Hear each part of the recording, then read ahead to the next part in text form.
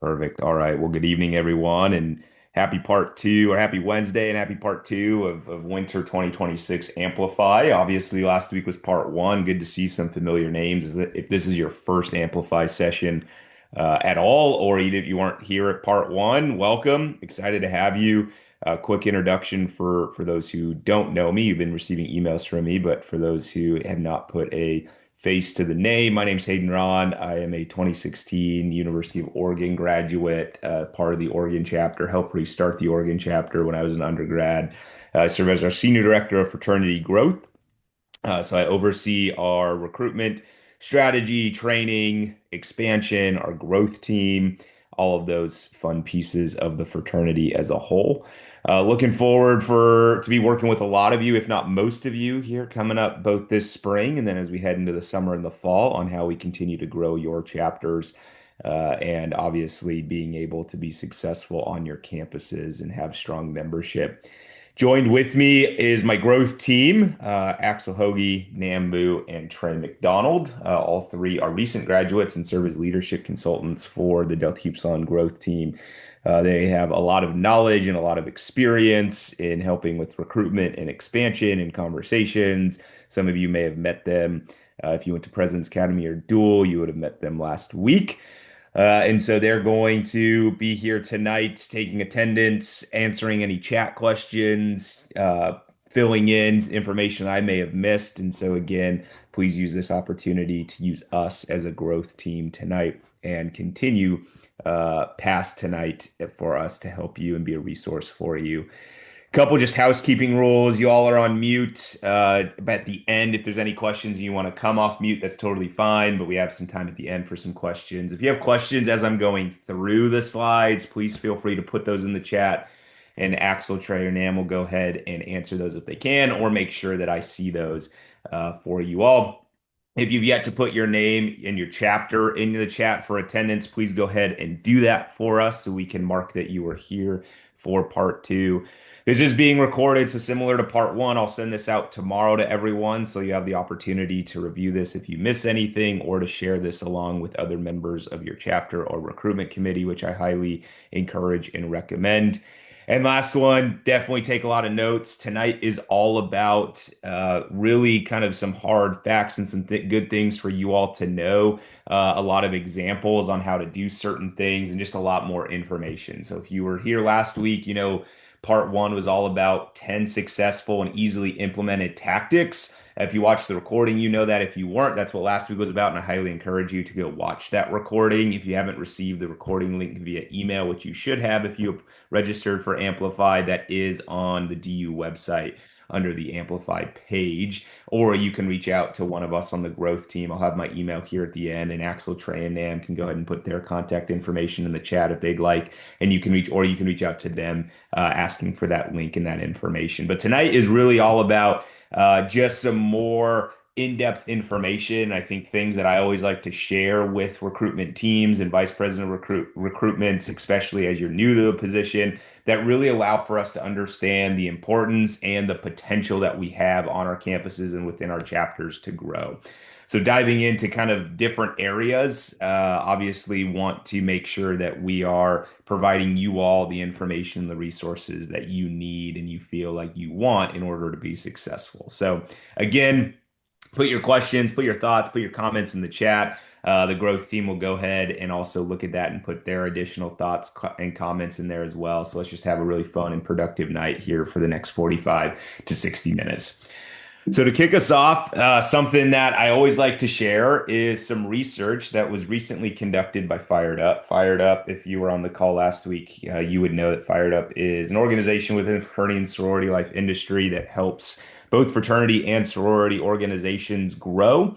And so they wanted to understand about individuals who don't join fraternities on college campuses. So they did a research study to really dive into what we would call those non-joiners, individuals who did not join the organization or a fraternity while they were on their campus or during their undergraduate time. What they found out of their respondents is that 43% of the non-joiners that responded to the survey had a higher neutral interest in joining. And so that's a really, really positive number in the case that there are 43% of those individuals who are saying, hey, look, I'm not disinterested in joining a fraternity. I'm actually interested in, or I have a high interest, or maybe I have neutral interest. I just need to learn more, right? And so there's a lot of individuals on your campuses that are wanting this experience and they have interest, but something's holding them back. So then fired up said, okay, well, what is holding you back? What's the reason that you would have a higher neutral interest, but you're not joining an organization or a fraternity or a chapter on your campus? And what they found was the next really telling number is 75% said they simply were never recruited. That means that they never were asked to join, or they were never asked, hey, are you interested in doing this? They were never said, hey, do you want to show up to this recruitment event?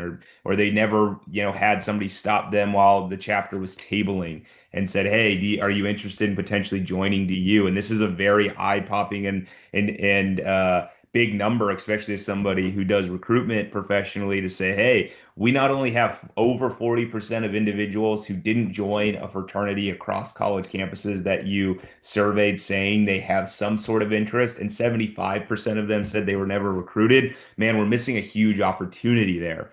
So then they took it a step further and said, well, they had to ask the question, what would get them interested in joining, right? Like what type of organization? And so they asked the question, they asked, would you be interested in joining an organization that's committed and focused on high moral development, human connection, leadership, and making a positive impact on the world, right? All things that when I read this statement, I say, well, yeah, Delta Upsilon and fraternity, and specifically Delta Upsilon, can provide this to somebody. What they found was that 91%, I say that again, 91% of those individuals who had a higher neutral interest in joining, uh, maybe they were just never recruited, right? But 91% said, yes, I would at least be interested in joining something like that on my campus if that something was possible to join. Right. And so as we sit here and think about these numbers, and these were coming out of a summit that the growth team goes to every summer, we really looked at this and said, man, there is so much opportunity and so much growth that we can have on our different campuses. And these numbers are allowing for us to see that, right? We're not only seeing that there are men who are interested in joining, we also understand that there are men who just were never recruited. It wasn't the fact that, hey, I was just put off by something. It's the fact that nobody asked them to join.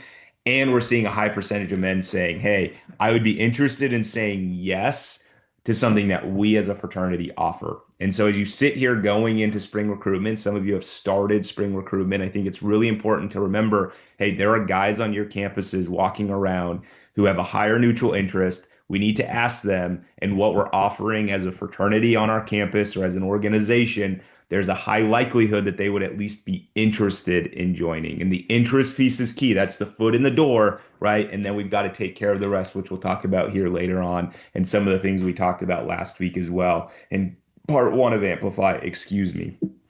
So what this tells me is that we need to stop thinking that PNMs, I know I said this last week, will just come to us and show up at our door and say, hey, I'm interested in joining DU. And we need to start putting in the work to go find PNMs on our campus. So I'll say that again. We need to stop thinking that PNMs are just going to show up to our events. They're going to see our social media. They're going to come to our chapter house. They're going to come to our satellite house. And we need to start putting in the work to go find PNMs on our campus. And I think in a lot of recent conversations I've had with chapter VPs over the course of the past few weeks and really the course of the past month, and even going back to the fall, I think chapters are really understanding this. I think they're understanding, hey, I've got to go put in the work to go find those PNMs. We'll talk here a little bit about numbers and how those need a breakdown, but then also what are the different pipelines we need to look at and different opportunities to find those individuals, right? And really, recruitment is a numbers game. And we talked about this last week, where we need to find as many individuals as possible to give us the greatest likelihood that we are going to find not only the quality, but the quality of individual that we're looking for to join our specific chapter of Delta Upsilon. So with that being said, let's just do some general math. And I think this is a number that I will always share, and some information I will always share with chapters when we're thinking about how do I be successful or have the highest likelihood of success in terms of just pure numbers, right? And so this goes back to we need to put in the work to find individuals. And I'm pretty sure I mentioned this last week in part one. I know I've mentioned this on every phone call that I ever have when coaching a vice president of recruitment or recruitment committees. So let's just do math, right? If we want 15 new members to join at any point, right? We're just going to take this spring and you can change this depending on your goal number, right, for this spring. We need to, in order to get to that goal or have a likelihood that we are going to achieve that goal number of 15 guys who simply say yes and accept their bid and start the new member process. We need to have 30 guys. So A, B, C, and D, kind of don't worry about that. That's a little chapter builder math. If you know chapter builders through Fired Up, you'll kind of understand what that looks like. I'll explain what that looks like a little bit more here.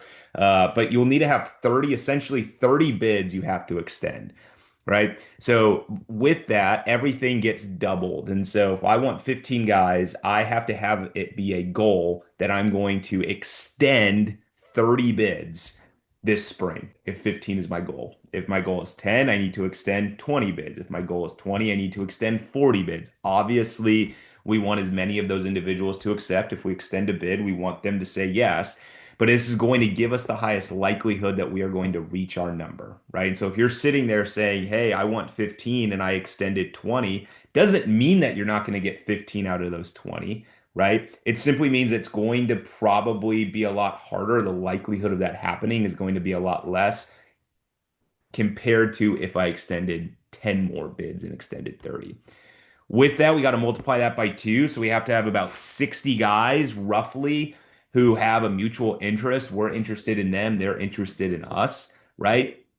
Sometimes you can combine the bids that you give out with the mutual interest piece. I'll talk to chapters about that sometimes. We're like, hey, if there's a mutual interest, I'm most likely going to give you a bid. So this is one where it can kind of be combined a little bit. So that number might be a little bit lower, and that's fine, right? Especially if that mutual interest means a lot of those guys are going to receive bids. But there's always best practice here in terms of numbers. The C category is individuals who've simply just expressed interest. And so we probably in this case would need anywhere between 100 and 120 individuals who said, yes, I'm interested in learning more about Delta Upsilon. Uh, that doesn't mean that they're the right fit. It doesn't mean that they're going to join. It doesn't mean that you're going to give them a bid. It simply just means that they are saying, yes, I'm interested in having a conversation. I'm interested in showing up to an event. I'm interested in grabbing lunch, going to the gym, watching a movie, whatever the case may be, playing video games, whatever the case may be. I have about 100 to 120. And then what that means is we double that more or less again, where we probably safely would say that we need roughly around 200 to 240 individuals just simply on our names list. Now, with this, I think minimum you would want if you have a goal of 15 is 150, right? Like that is your minimum goal, but you need to work up from there. Your max should be anything above, right? You're not going to put a cap on how many individuals are on your names on just the names list itself.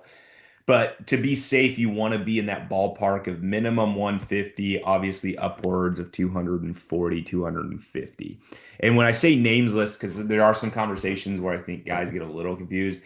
The names list, when I say the 240 number or the 150 number, it's simply just individuals on our list that we have contact information for. We have an Instagram handle, we have a phone number, we have a Snapchat handle, whatever the case is, that we can reach out to see if they are interested in joining or share information with them about Delta Upsilon recruitment, right? That doesn't mean that we have 240 or we have 150 guys who are necessarily 100% interested, right? Again, half of those guys would roughly be interested, or that's the goal.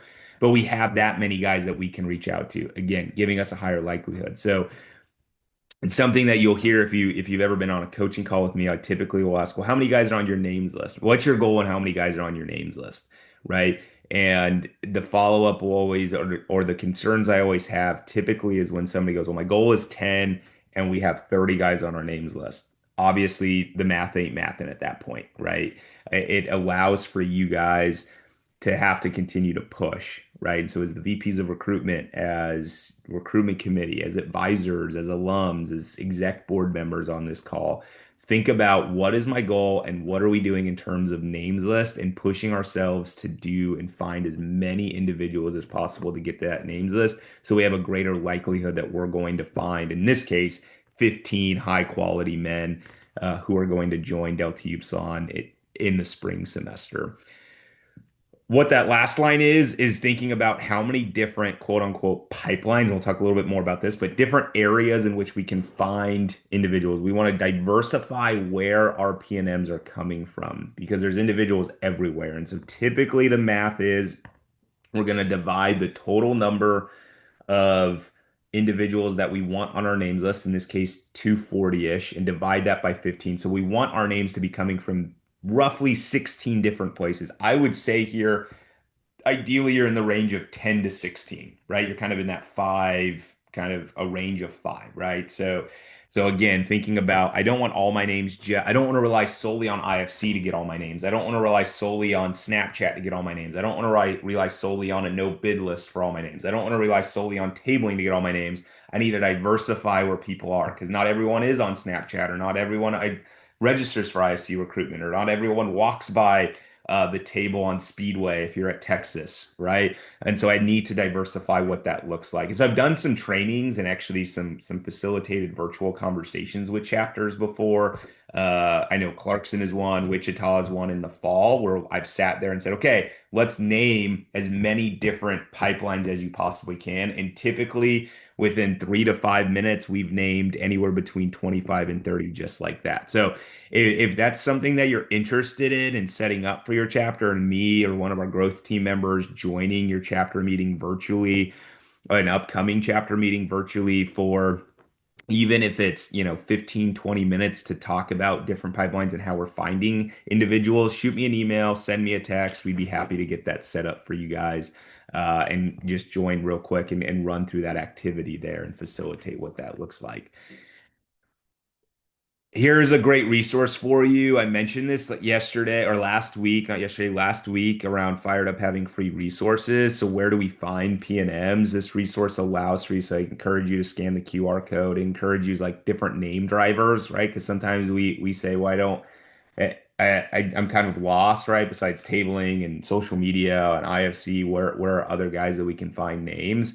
You'll find here that some of the name drivers might result in, only two, three, four names, right? But that's two, three, four names that you didn't have before you had this names drivers activity. So definitely encourage you to look through this resource, look through other fired up resources, look through other resources that are online to really talk through where are we finding our PNMs. You also see here, and this is from the Growth Summit from this summer, the different pipelines that you might find, right? So digital pipelines, the class of pages. Maybe we follow back, and then we get a DM, right? Maybe you're on TikTok, you got polls and stories, link in a bio, right? Fill out the referral form. Like that's a pipeline. I know a lot of chapters do that. And if you haven't, I would definitely encourage you to do that, right? You're posting a story with a member that they can repost. Those are some of those digital pipelines. I would add on here Snapchat communities. I know some chapters are exploring that or have done that and been really successful in that, where they just post, hey, if you're interested with the link, then they'll fill out the referral form and then you're able to follow up that way. So just an opportunity there. And then you have your traditional pipelines. If you have a scholarship that you run as a chapter, there's an opportunity there. There's email list. If there's open deans lists that then you can get the information from a student directory in terms of an email, I would definitely do that. Past recruitment lists, student leader list, referral forms. When you have tabling, right? QR codes, meeting new students on move-in day, orientation. So some of these are like down the line as well. But even just currently, right, like there are some opportunities there. And I encourage the consultants to throw in some other ideas. If you have any specific pipelines that you've been able to identify on your campus that you think other chapters might be able to do that you don't see here, or maybe you do see here but want to talk a little bit more about, throw in the chat. Would love some kind of conversation there about what that looks like for you in your chapter.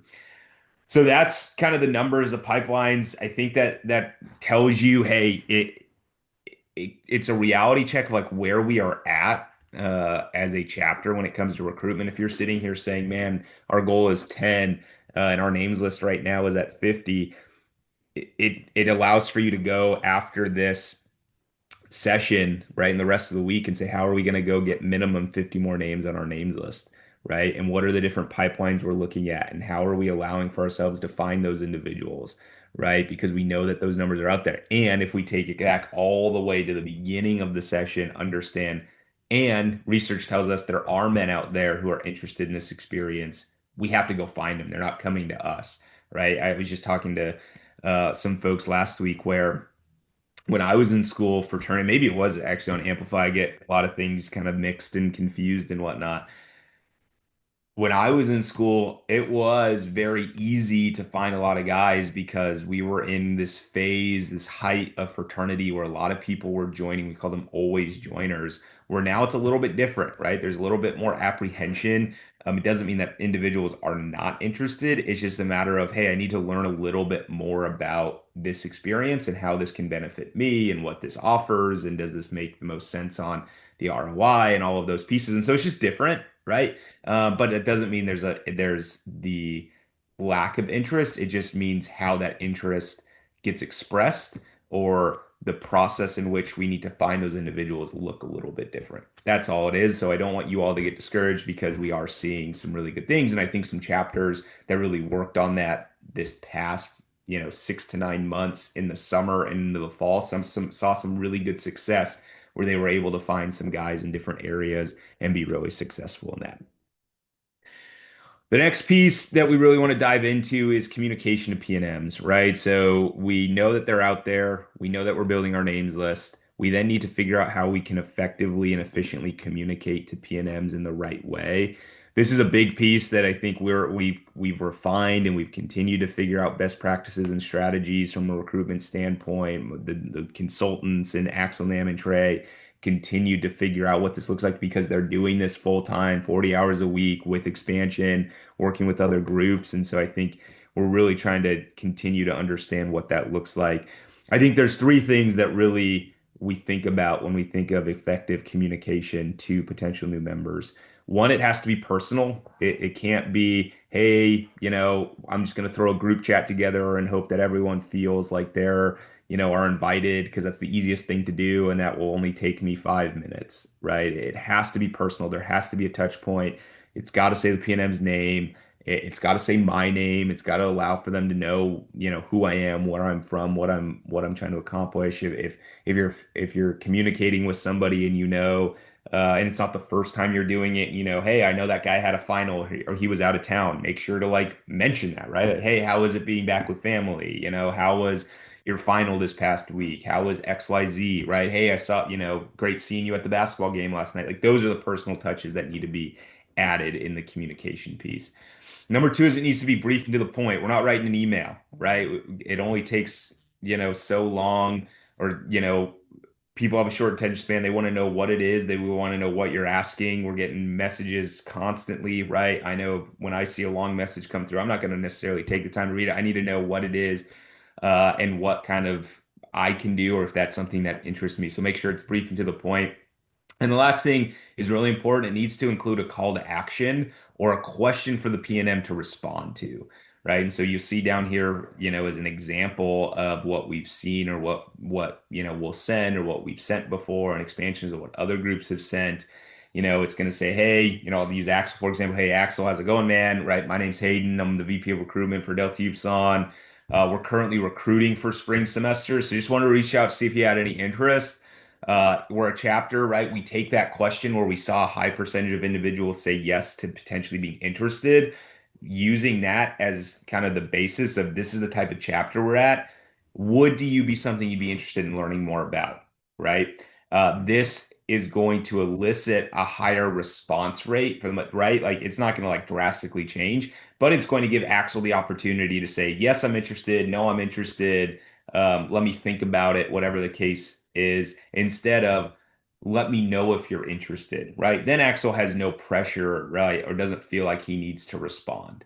And I think I've seen this be successful. I know a couple other groups. I worked with one group this fall who was able to text a ton of different individuals, and we sat there and we sent them out in real time, and we were seeing really good responses, right? Or like, hey, I'm not interested, or hey, I've already joined, or hey, fraternity's not for me, or hey, this is actually my son's number, right? Here's their actual number, right? Hey, I'm not interested, but my friend might be interested. Like you're going to see those responses compared to if I said this message and at the very end just said, hope you're interested, right? Or I'll send you the recruitment calendar. This goes for even when you're inviting PNMs to recruitment events, right? Hey, Axel, Hayden again, hopefully your week's going well, man. We got an event coming up Friday night. We're going to be, playing football on the turf fields from 5 to 7. Do you think you'll be able to make it? Right? Now I get to understand, is Axel going to show up? Is he not going to show up? What's my follow up? If he says yes, I'm going to be there. Great, I'll see you there. Now I'm expecting him. No, I can't make it. I've got something that night. No worries, man. We got another event on Sunday. Or hey, if you're not doing anything this weekend, a few of us, are thinking about going for a hike or going snowboarding. Would you be interested in joining us? Right. So it gives us more opportunity to follow up in the right way instead of, hey, Axel, we have this event coming up Friday night at the turf fields. Hope to see you there. Now I'm kind of, is Axel showing up? Is he not? Unless he responds, I don't know. So always ask with that, always end with that call to action or that question for PNMs to respond to, right? I think in one case that I was working with a group earlier this year, we put in the Instagram handle, hey, go follow us to learn more on the Instagram handle, right? Is this something you're interested in? If you want to learn more, follow us. So we both had the question and a call to action. And I think it went pretty well, right? There's always tweaks to it, but that was definitely something that we saw some success in there. Other just general additional key points, be consistent with your communication. We talked about this last week. You've got to be consistent. You don't want to just send a message, hey, here's the recruitment calendar. Do you think you're going to be able to make it to any event? I need to consistently be touching base with individuals, and inviting them to events, right? We get busy. We don't remember if we think that somebody's going to remember an event that happens next Tuesday because we sent in the recruitment calendar yesterday. Probably is not going to happen. Let's just be realistic with that. Wouldn't happen with me, and I'm pretty on top of it type of individual, right? So it's definitely not going to happen with an 18-year-old freshman. Probably wouldn't even happen with you. And that's no shade. It just is the reality of it, and that's fine, right? So that's why we have to be consistent. Know when the next touch point will be and who will be in charge of that. I think that's super key, right? So if I'm working on the recruitment committee, and let's just say we're recruiting Axel and Trey Nam and I are on the recruitment committee, I need to know who's going to be touching base with Axel next, right? So if I text Axel about the event on Friday, who's the next touch point in terms of Friday afternoon? Hey, Axel, just wanted to touch base with you again. Excited to see you, at the turf fields later. Let me know if you need anything or you have issues finding us, right? Is that coming from me? Is that coming from Trey? Is that coming from Nam? Most likely it would come from me. But then after the event, maybe Axel and Trey really hit it off. So we agree, hey, Trey's going to text Axel next because they built a really good relationship, right? So always have that communication with your team and with your chapter members. Share as much information as possible. So, what are the upcoming events? What are the dates? What are other opportunities to connect, right? So, this is where the informal and formal pieces are really helpful. Hey, if I can't come to this formal, football, night on Friday, but I know that we're going snowboarding the next day, or I know we're going on a hike the next day, make sure that I'm sharing that information with the potential new member. So, having that opportunity to connect there. We talked about the just don't say, hey, hope to see you there, or just let me know. We want to know if a PNM is interested or planning on attending. Always encourage PNMs to bring friends or others they might know. Sometimes guys just get nervous. Hey, I was invited. I don't know if I can bring another friend. Typically, what I'll say is, hey, man, great. I'll see you there. Feel free to bring your roommates, your friends, anyone from your dorm, whatever the case may be. More guys, totally fine. Don't worry about it, right? Type of thing. So make sure you are very clearly telling them, hey, who's that person or that they can bring on top of themselves.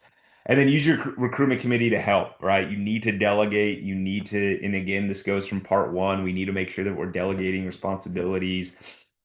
I think I mentioned last week when I was VP of recruitment as an undergraduate, I was texting anywhere between 75 to 100 guys, and then each of my recruitment chairs were texting anywhere between 50 and 75 guys, right? And so everyone had their list. We met weekly. We made sure everyone was consistent. We updated, right? So those numbers started to dwindle as we continued in recruitment, all of those pieces there.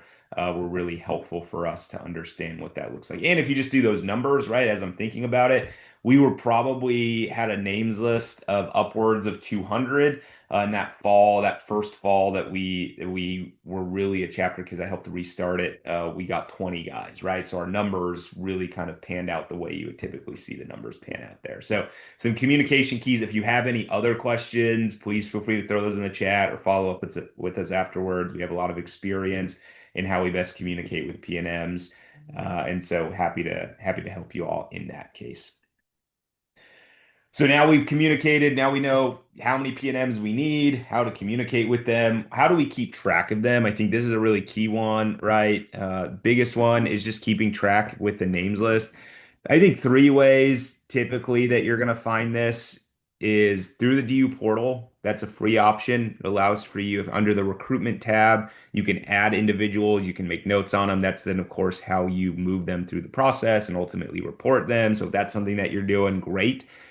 If you have Chapter Builder or if your IFC has provided Chapter Builder, great way to use a names list. Everyone gets a profile, everyone can get a grade. We can add notes, we can add other guys, we can do mass texting. So I know some chapters that have that. Either they bought it themselves or typically the IFC will provide it. Sometimes the IFC provides an upgraded version of it, which is awesome. Sometimes they just provide the here's all the names and then I can take it from it, but still add to it. We are experts, I would quote unquote experts. We know a lot about Chapter Builder as a growth team, so please feel free if you have Chapter Builder and you want to talk more about what that looks like for you all. Happy to run through a quick training. Happy to also get on your Chapter Builder and be part of that and kind of help you track what that looks like. I help track a couple groups from the fall, so happy to do that as well. Shared Excel and Google Doc is probably the most common way. I know when I was an undergrad, Excel was the way that we did it.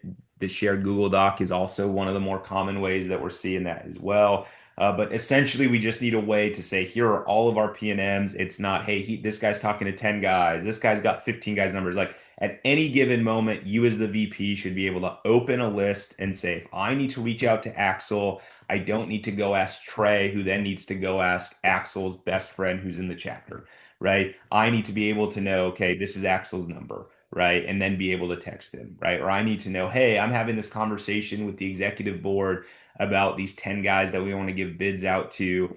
I don't need, or I shouldn't have to go ask Nam, hey, can you give me information about Axel again? I should be able to open my Google Doc and it should say all the information we know about Axel in terms of year, major, hometown, what his interests are, what his concerns are, what his questions are. The last time we scaled him, what number was he at? Was he at an 8? Was he at a 7? Was he at a 10? Right? I should be able to have all that information. That's how we keep track of PNMs through that names list, and that should be easily shared with the recruitment committee, with your exec board, just easy ways to do it. Right. So the biggest thing is you have to identify a way to do that. A lot of chapters do it, have that already set up. Some don't. So if you're newer to this position and you're like, I have no idea what our names list looks like or how to do that, that's action and priority number one, right? Or one of the top three for the next couple of days. And if you're like, what does that actually look like? There's some resources on the DU website, but then also feel free to reach out to one of us on the growth team and we can run you through that. Pretty simple, pretty easy there.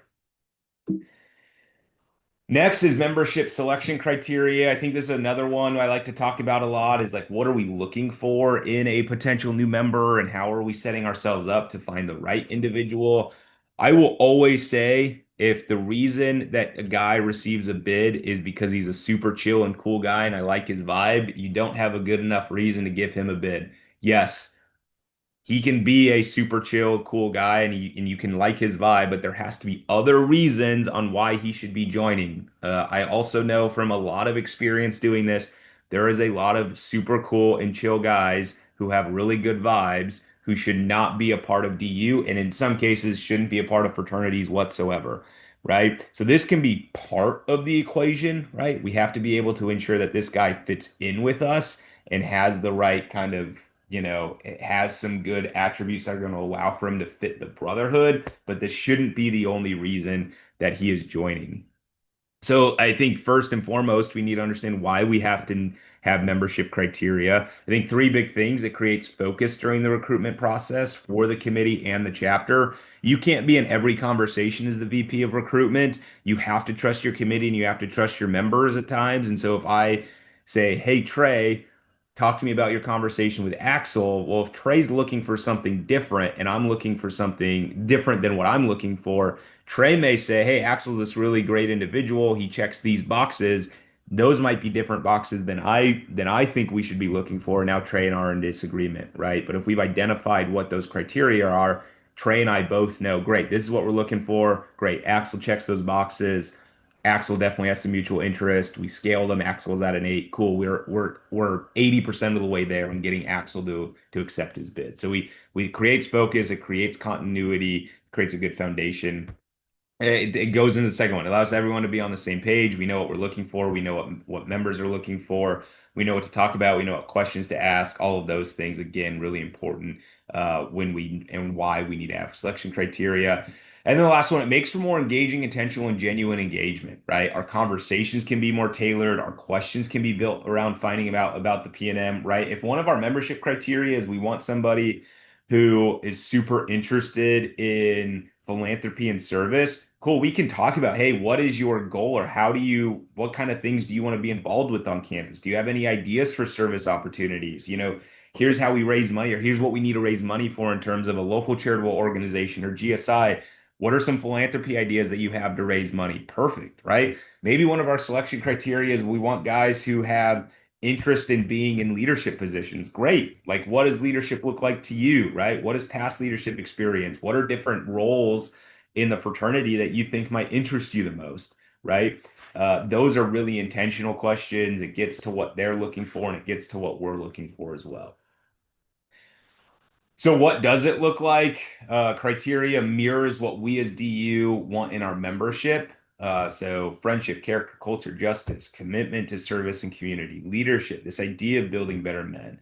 It focuses on tangible merit-based aspects of the P&M. So academics, we want guys to excel in the classroom. We want them to be involved either currently, past, or they have a desire to be involved. I think this is one where some chapters lose out on some guys because they're too particular. This guy doesn't have enough involvement. Okay, well, an 18-year-old freshman who just got to school might not be super involved, and that's what he's trying to figure out. But if he's talking about, hey, I want to be more involved, I'm trying to figure out how to do that. I was part of a couple clubs in high school. Cool, right? Like we've had that conversation and we can help develop what that looks like. The PNM's desire in joining, that's a big one, right? If a PNM is saying, I don't really know if I want to join a fraternity, I'm just kind of checking it out. I guess part of the equation, right? Do you have a desire to actually join and be an active participant and as a new member, as a younger member, as a good representation of the chapter and of Delta Upsilon? That's part of it, right? That's tangible in what we can talk about. Again, it can't just be all based off vibes, right? Again, a lot of guys have good vibes, a lot of guys are chill, but there's also a lot of guys who have good vibes and are chill and are horrible at school, right? And have a 2.1 GPA, right? Or were never involved in high school, they were never involved currently, they have no desire to be involved. They just want to join DU because like that's what his roommate's doing. Like, yeah, that's probably not the type of criteria that's going to get you to be part of the group because trust me, you're going to have a lot of issues down the line, right? Like that guy's then going to be academically ineligible, right? And then you're going to be like, why does he never show up to things? And if his roommate's not there, he's not there, right? So all of these things kind of add up. So some things to think about. And it also helps the P&M understand what to expect if they were to become a member. Right. So if you're talking about, hey, here's what we're looking for, here's what the experience looks like, there's really no bait and switch piece there. They know exactly not exactly, but a good idea of what that looks like when they take their membership or they accept their bid. So just some general examples. Obviously, if you have other examples of membership criteria, please feel free to throw those in the chat. So academics, current or previous leadership experience, current or previous team experience. They don't even have to be a leader on the team, right? Hey, I played 4 years of high school basketball. I was on the wrestling team. I did a service trip, somewhere my junior year through the church, whatever the case may be, right? Community service involvement, a desire to take on more leadership. Again, these are just examples. You don't have to have every single one of these. little to no conduct issues. Sometimes uh, the university provides information on conduct issues. So if they have no or little conduct issues, that's great. If there's like, hey, there's a lot of conduct issues or whatever the case may be, if we're hearing stuff, let's have some conversations with maybe some red flags. Do they connect with members? I think the key here, because I see this sometimes, is some chapters want to say they have to connect with every single member in the chapter or they don't receive a bid. They have to get 100% of the chapter to say, yes, I like this individual. If you're sitting there and you're saying, yep, that's what we do as a chapter, I'm going to highly encourage you to stop or rethink that right now. Why? Because if I'm asking this one single individual to connect with 30 different, 40 different members in the chapter, and get 100% approval for every single one of those members, that is setting yourself up for failure. One, because it's almost impossible during a recruitment period to do that. And two, we all know that we're going to have membership issues, right? Or engagement issues sometimes. So, what about the 10 guys who met this guy for 30 seconds, right? And they just sit there and go, well, I don't really know because like my 30-second involvement with him wasn't really great, right? Does that overtake the recruitment committee saying, hey, we've known this guy for the past 3 weeks. Here are all the things he does really well. He connects with a majority of the guys, right? Majority of the guys like him. The individuals who haven't been around may have some questions about him, but they weren't around. And we told them there's a reason you need to be around, right? And I'm happy to talk to you more about this if this is something that your chapter is dealing with. But I highly encourage you to rethink what that looks like, right? They need to connect with members, but it doesn't need to be 100% of every member, especially if the opportunity is not there for them to do that. And then the last one, are they just respectful, right? Are they respectful to members? Are they respectful to non-members? Are there things that cause concern? If there are they addressable, right? If not, how do we, maybe that's an opportunity for us to say, yep, this just isn't going to work, right? We want to have that opportunity for them to be respectful to everyone, both members and non-members. A couple just additional keys and points to membership criteria. You just have to track it, right? Are they meeting? So again, on your names list, if you say, hey, here are 4 criterias that we're looking for, easy, just like X in a box, right? They have above a 2.7 GPA, right? Like they're respectful to all, they connect with members, and they have some sort of past, current, or potential involvement of some sort. Cool, perfect. All right, they check that box. That way you can track it again. That way, if I'm sitting in a meeting and Trey and Am aren't in the meeting, but Axel's the P and M, I can pull up the list and go, cool, yep, Trey filled it out. He hit these criteria. I feel good about giving Axel a bid, right? So just an example there. I think the second piece is key. They don't need to mark off each criteria point, but enough for the recruitment team and the executive team and most of the chapter feel confident in extending that person a bid, right? Okay, this person might not show a desire to be in a leadership position. I've recruited a ton of guys who didn't want to be in a leadership position, got a bid, accepted their bid midway through their new member process, was like, hey, I actually want to be more involved. And next thing you know, they're going to dual or they're going to an educational program. And then the next thing you know, they're in some sort of leadership position. It happens, right? But if I said, nope, he's not going to receive a bid because he didn't hit that criteria point, then that guy would have never joined, right? Know and understand when to address concerns with P&M. So again, if there's conduct issues, if there's maybe certain comments that have been made, maybe there's some things you're hearing, how do I address that concern with the potential new member as it relates to selection criteria? Who's the best person to talk about that? These are all things that have to happen during recruitment. We also don't find them out unless we have criteria or have questions that we're asking. And then understand your deal breakers. And I'm a huge piece of this. Is it low academics? Is it previous conduct issues? Is it disrespect? Is it all three? Is it a combination of the three? Are there other ones that you're like, nope, this is a deal breaker. It just can't happen. I think these are probably the three biggest ones that I run into, right? You're low in academics, you've got previous conduct issues, you're just generally disrespectful, right? Like those are some big deal breakers for me. Other ones we can talk to are about building better men, right? So if it's like, yeah, I'm not going to necessarily punish somebody to being a little bit more reserved and quiet, right? Or I'm not necessarily going to say, hey, you were, um, you know, Again, too quiet, right? Or you didn't ask enough questions, or you asked too many questions, right? Like those are things that like everyone's different, right? And but if they're engaging and they hit some of the other criteria points, yeah, that's going to be okay there for us as we move forward. So again, if you have questions, I see the chat going off. I'm assuming that the consultants, I can't see it right now. Check it out here in a few, and love that we got some messages there and hopefully some good dialogue happening there. So the last piece we want to talk about is it's time to execute. Biggest thing is execution is everything. Until you execute, it's all just talk. We could sit here and we have for 2 hours, almost 2 hours combined last week and this week, talking about best practices and what we can implement and what we should be doing and why we should be doing it. And here's my plan and here's my strategy.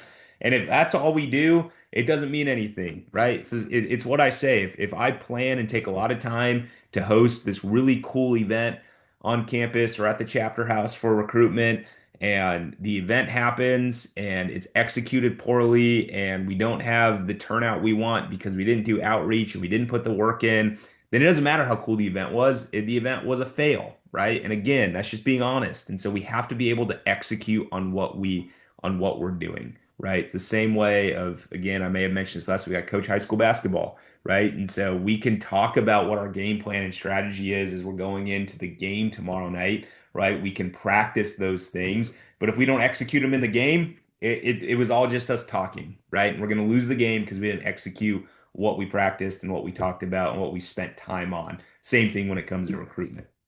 So with that being said, things to remember, especially as you're working with a chapter, you're working with your recruitment committee, your advisors, your alumni, clearly share the why. Why is recruitment important for the chapter? One, because if we don't have members, we can't do a lot of the other things. It helps financially, it helps with exposure, it helps with just doing more on campus. It allows for us to just be bigger and better and just doing more and actually do the things we want to do.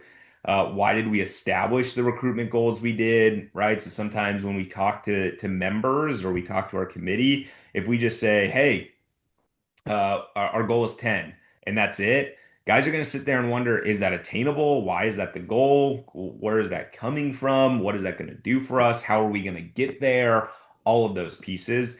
Also, guys who have been on recruitment coaching calls with me know that if you say, hey, like my goal is more than last semester, right? Because we only recruited 5 guys.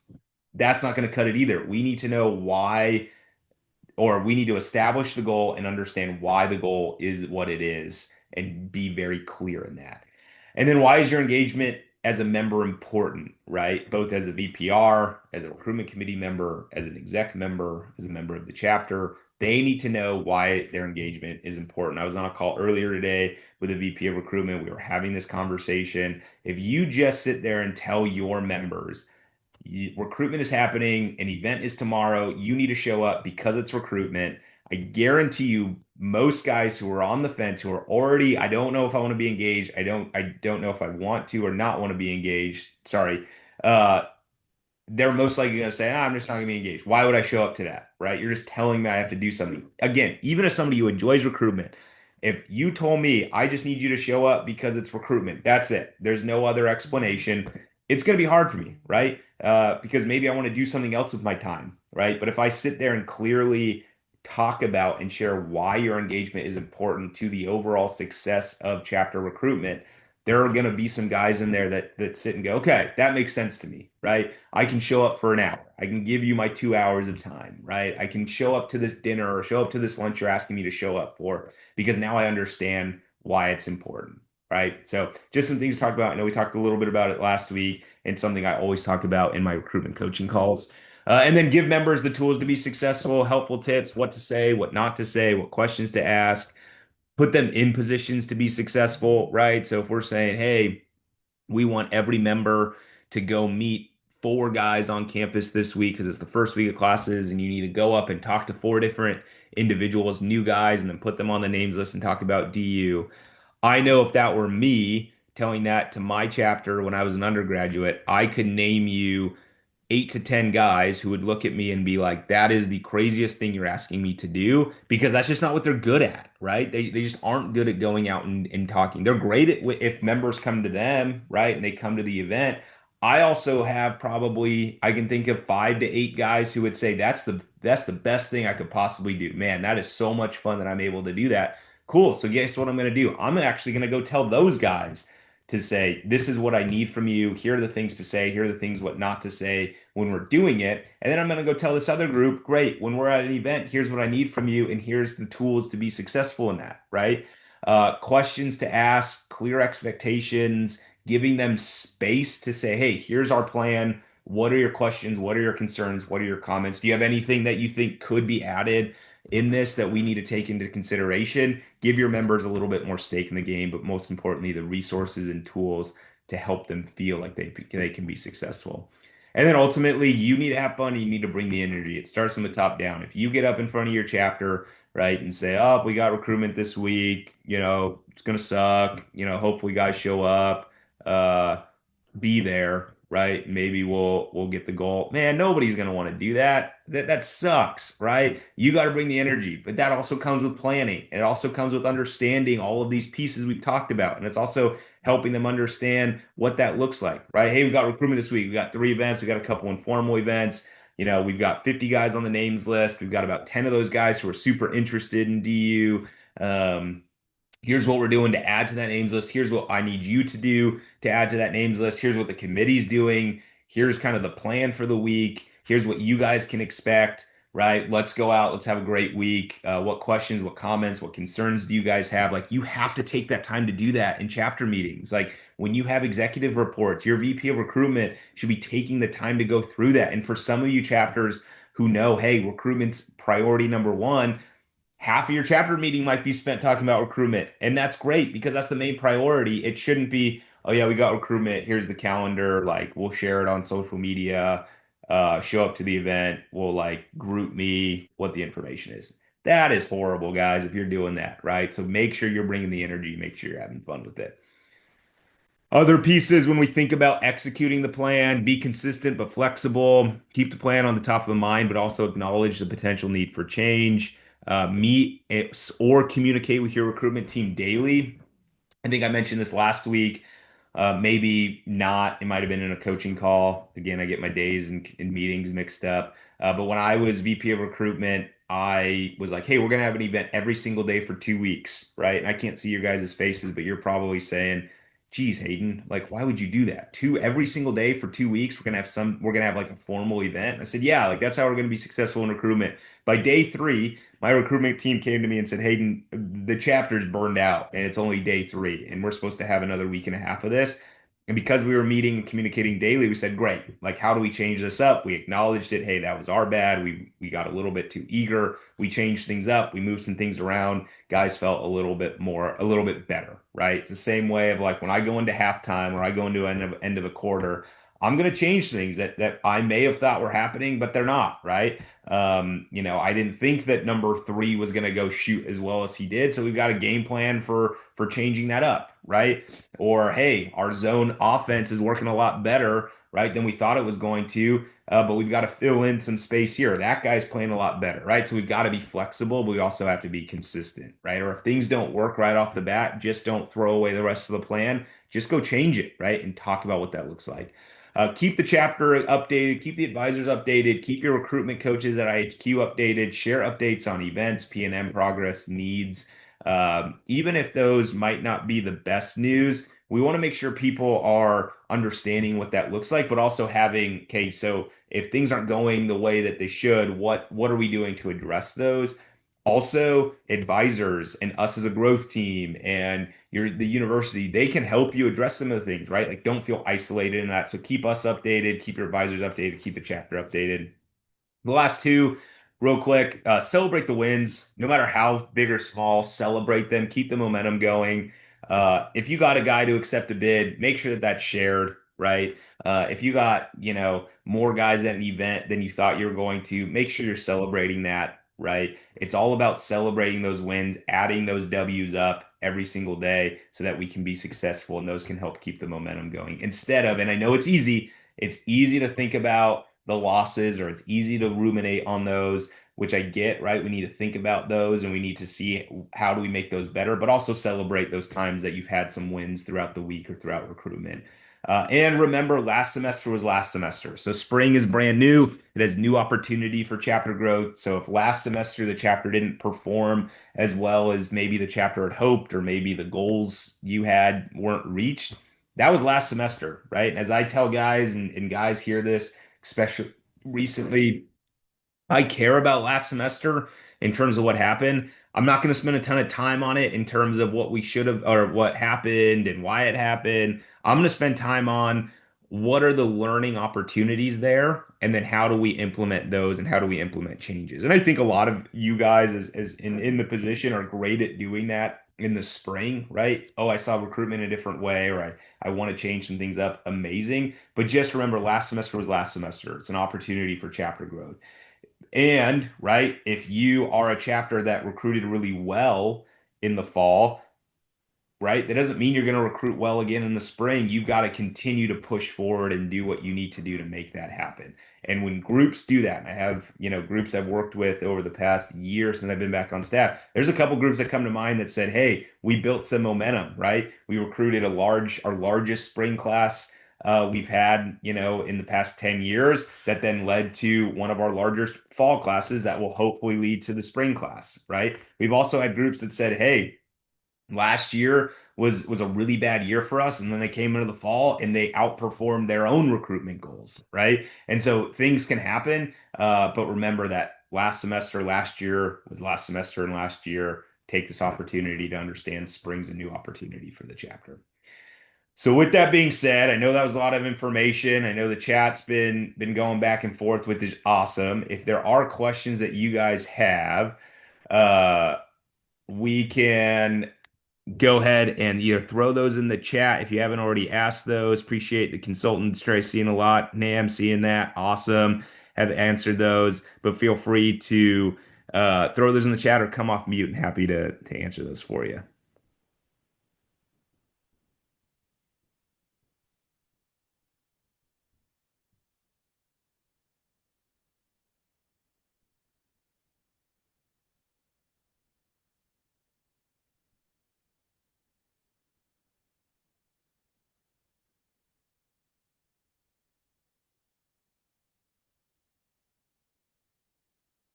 Yeah, so real quick, I do know, I see you going back and forth with Trey about, a document of some sort. Every chapter last summer it was expected that they fill out a recruitment plan that we created within our template that more or less went over those 10 tactics. The plan is that we will move forward this summer to have a more comprehensive plan that was really thrown together. It was like, what do we know, and kind of what does that look like? And so, would love for you to continue to work with us if you have something that you create, which is awesome. The plan moving forward is allowing for us to do that as well later on in this spring, going into the summer. So I think that will then give us a better opportunity to do that. But definitely, I agree with you that there is an opportunity there to create some documents for chapters can go off of. So if there's nothing else, really appreciate your guys' participation. Please feel free to reach out to Trey or Nam or Axel. You can also reach out to me. There's my email and phone number. Feel free to shoot me a text. Always happy to set up coaching calls with folks. With that being said, I hope everyone enjoys the rest of their evening, enjoys the rest of the week, have some really successful recruitment. And if you all need anything, let us know. And like I said, I'll send out this recording tomorrow at some point. So thanks, guys. Enjoy the rest of your night. Have a good rest of your week. And for those who just started classes, hope those are going well. And for those who will start classes here in the next few days, good luck and enjoy your last few days coming off.